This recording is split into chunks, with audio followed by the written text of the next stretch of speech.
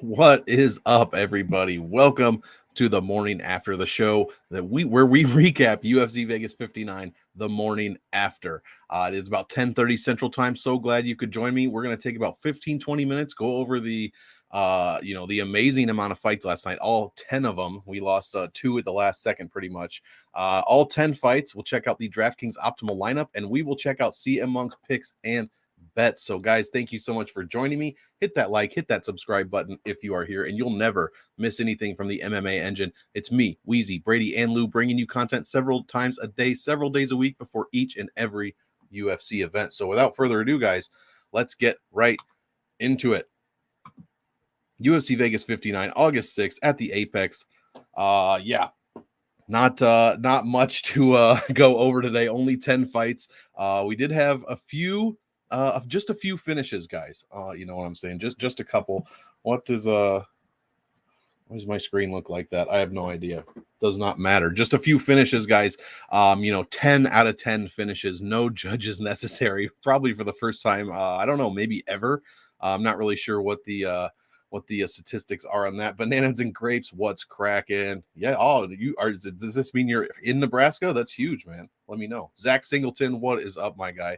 Yeah, exactly. Judges are not required, Cole. I mean, absolute insane card. I actually slept through the card. I did not. My work schedule is completely fucked lately. I did not see the card live, but I watched it at about 3 a.m. And my God, it took me about an hour to watch. It's almost like watching an NFL game and you're watching it live.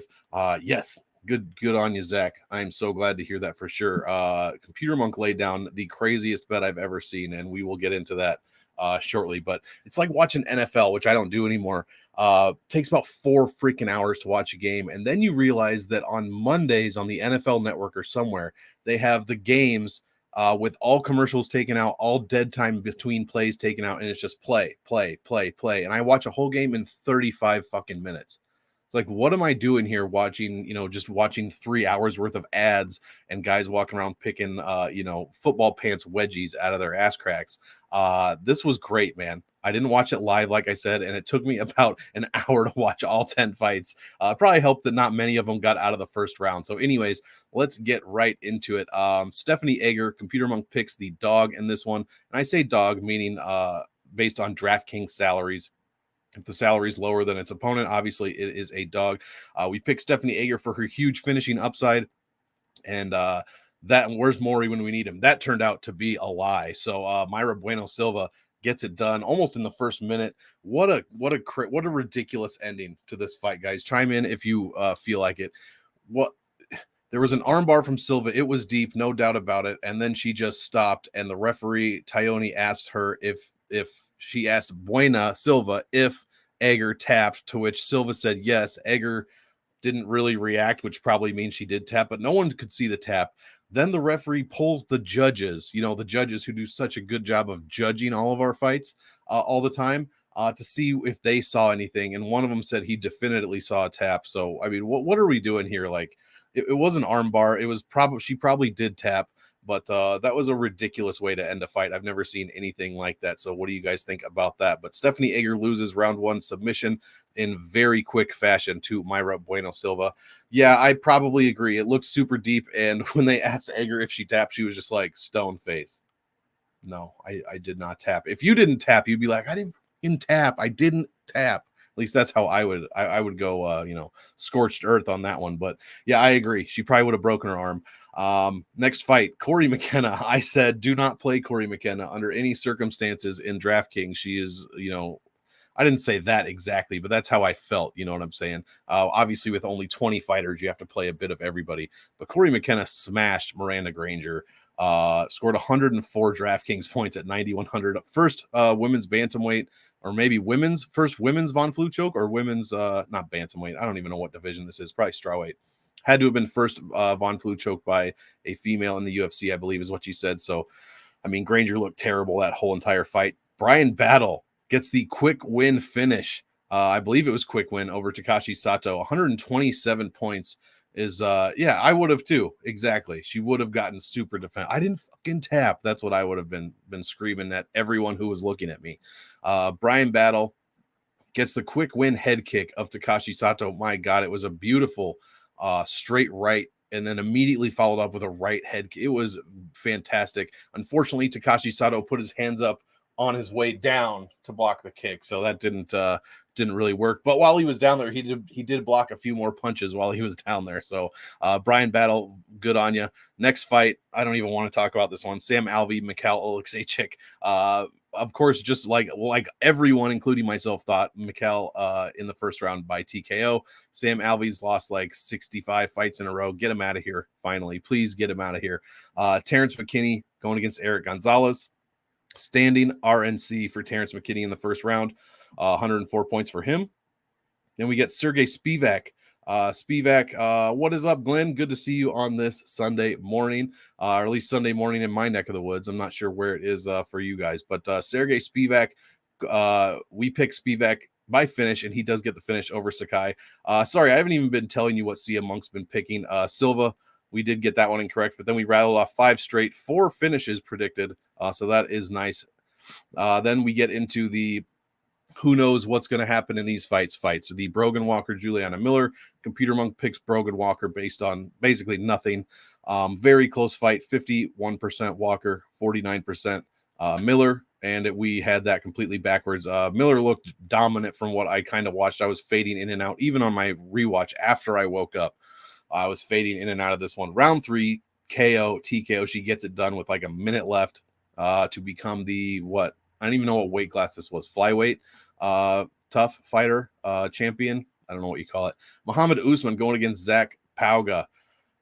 Spivak, Hill, and Battle. Nice. You smashed it then. Those were not even questions. I mean, the Santos fight was probably the closest of the 3. Spivak pretty much dominated Augusto Sakai, and Brian Battle won in about 10 seconds. So that was domination at its finest. Muhammad Usman going against Zach Pauga. We picked Pauga based on absolutely nothing. Incorrect on that one, so I'm not surprised we lost both of those tough fights. Usman dropped this dude with what looked like a jab, but I think it was a kind of more of a straight hook, if you will. But he looked he looked surprised that he dropped Pauga, and he dropped him hard. And he just stands there for a second like, oh. And then the follow-up shots after that. I mean, the referee almost took one of those. He had to get in there as quick as possible because Usman dropped the hammer on this dude 1.5 times. Almost, I don't know if he quite got that second one off, but dude, he dropped the hammer on him. It was insane. Like fucking Henderson when he jumped on, I believe it was Bisping, and just gave him that one extra. Yeah, that's kind of what it looked like from Usman. I mean, and then the dude just goes fucking I don't even know what to call it. He gets just roid rage, not actual roid rage, but that's the only way I know how to describe it. His adrenaline must have been through the roof. He's just walking around the octagon going, like, oh my God, who is this man? So yeah, good win for Usman. Co-main event of the evening, Computer Monk picks Vicente Luque by 1%. Not a good pick. Jeff Neal absolutely smashed him pretty much. I mean, for as long as the fight went, it was Jeff Neal's fight. I kind of was passing out during the second round of the first round was ridiculous. Luque looked bad. Neal almost dropped him once and then staggered him at least 2 more times. I mean, if that wasn't a 10-8 round, it was pretty freaking close. And then the third round, I mean, Neal landed no less than 7 uppercuts in a row on Vicente Luque and then ends up dropping him with a straight left. Fantastic showing for Jeff Neal. I don't know what happened to Luque, but my God, talk about falling off a cliff. He looked very bad in that fight.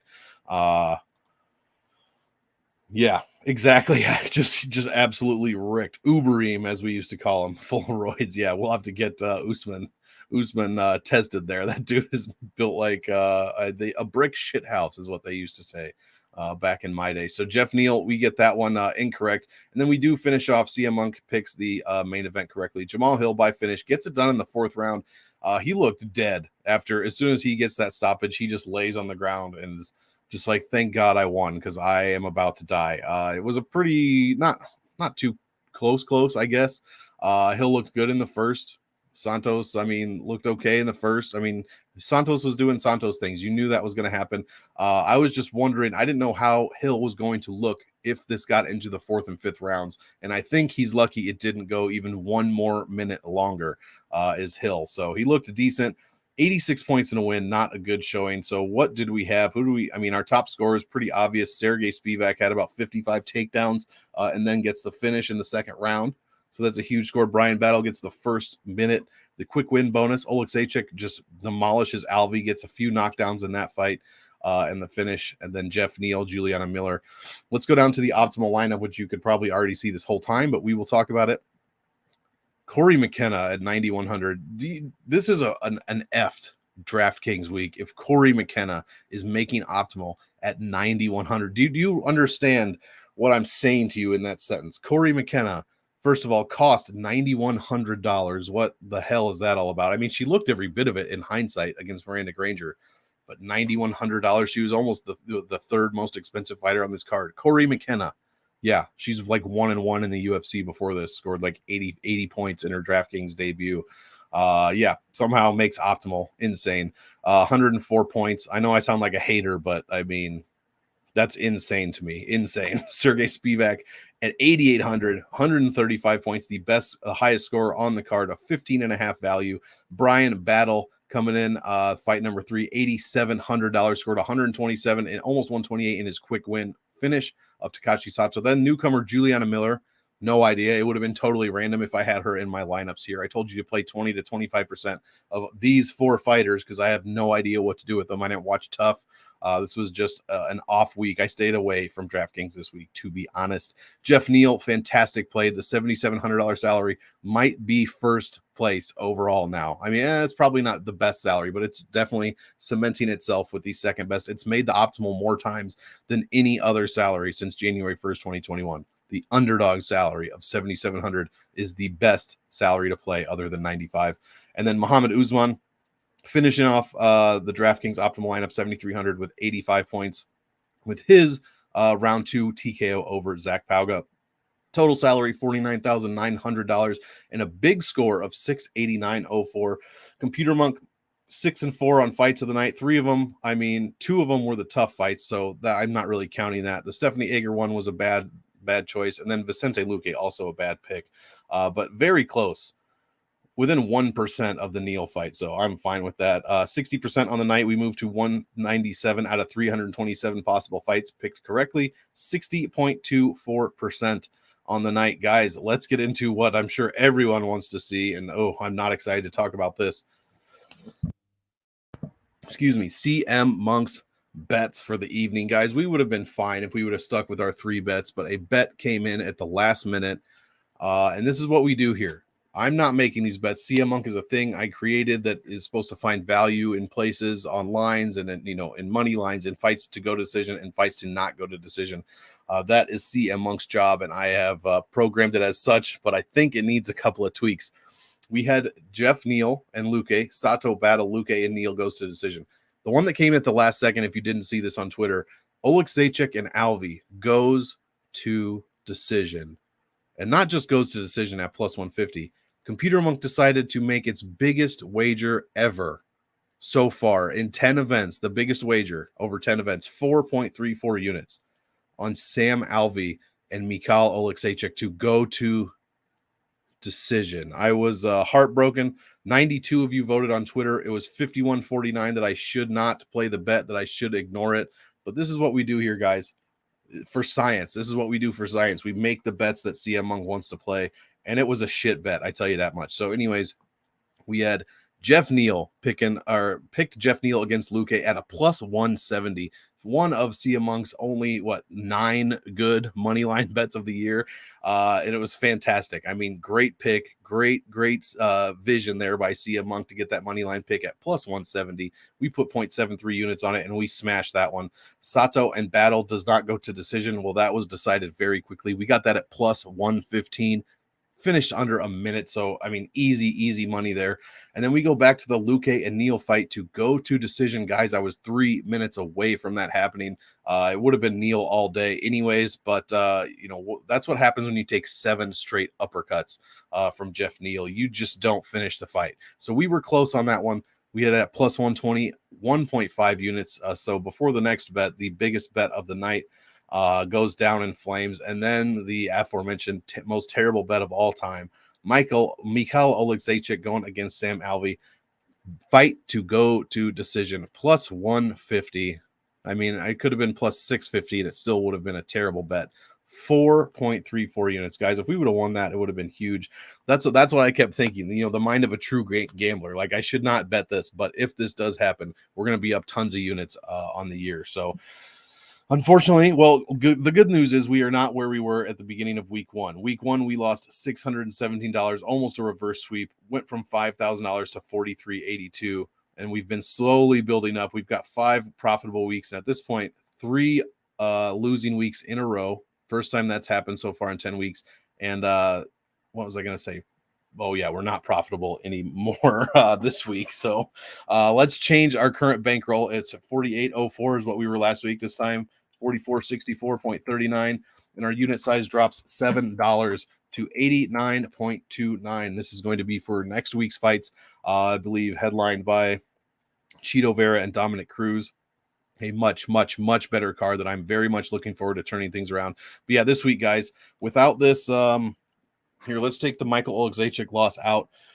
Without that one, if we would have just stuck to our guns, we would have profited, 10.5% ROI plus 0.8 units and almost $80. But it is what it is. We're not running from anything. And plus, it's just a fun little experiment. So it's not so fun when you lose $340 in one weekend, but minus 3.54 units. It is, we've lost a bunch of units in the past 3 weeks, over almost 6. Yikes, that is bad. But we did win almost 6 in the 2 weeks before that. So we are, could be doing better, not doing so good as of now, but we will turn it around. Our money line record is 9-21, where we have the most success. 45% ROI is fights to not go to decision. We are 10-3 on those bets. So maybe we stick with those heavy, and the go to decision bets just under 500. We are minus 12, almost 13% ROI. Maybe we tweak this one a little bit.